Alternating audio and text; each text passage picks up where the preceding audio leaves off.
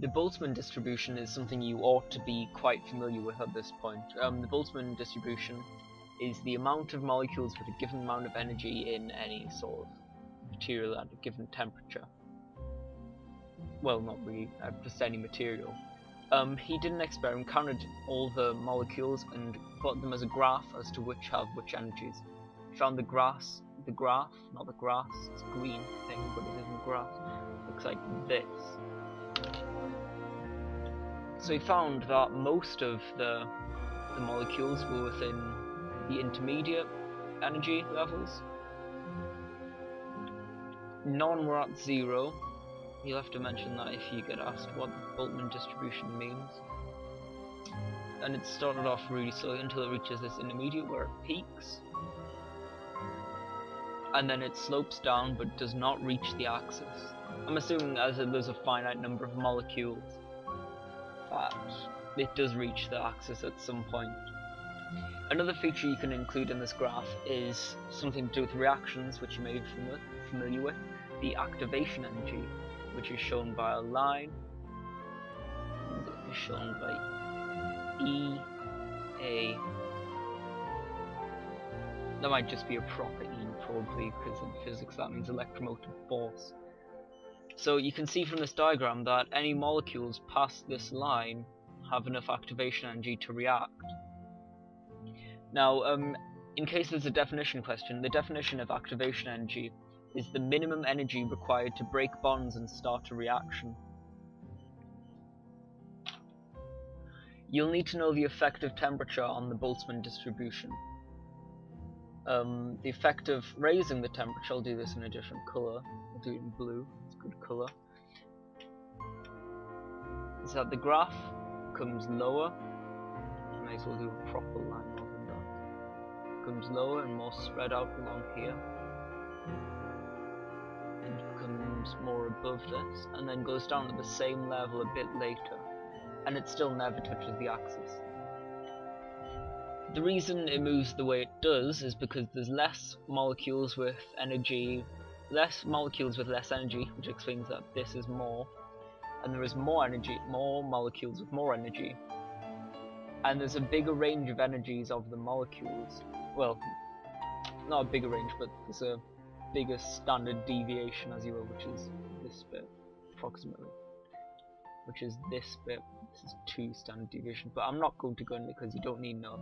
You just need to know that it gets squatter, gets wider, and it moves to the right. What we can see here now is that there's more molecules with energy above activation energy as before.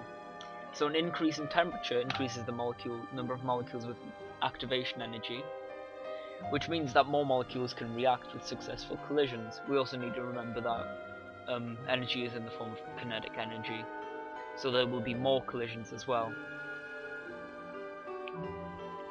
You also need to know the effect of reducing the temperature, and this is that it's the opposite of when you increase the temperature. If my graphics tablet wasn't small, I could draw that full line, but it goes up taller than the original peak at medium temperature, down, and below this line here, but it still comes to the same level. Except not this line, because I'm terrible at drawing. There we go. So from this we can gather that there are more molecules with less energy, less molecules with more energy, the graph's taller, and there is less molecules with energy below activation energy. Which means the consequence of this is that reaction. There are less molecules with activation energy, which means there are fewer successful collisions. And because the temperature is lower, collisions less anyway, because there's less kinetic energy. And therefore rate falls, because there is less successful collisions. You'll also need to know the effect of the catalyst on the Boltzman distribution.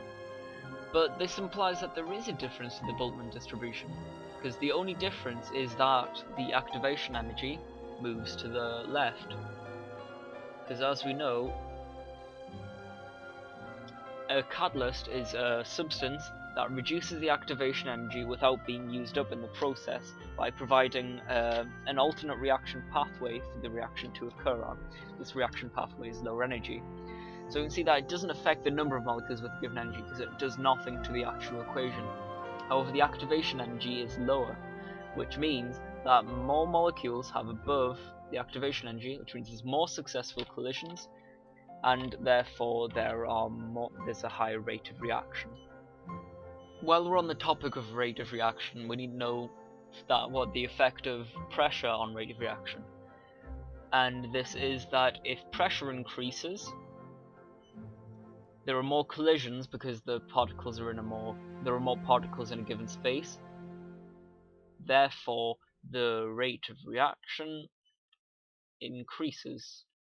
However, and vice versa for reduced pressure.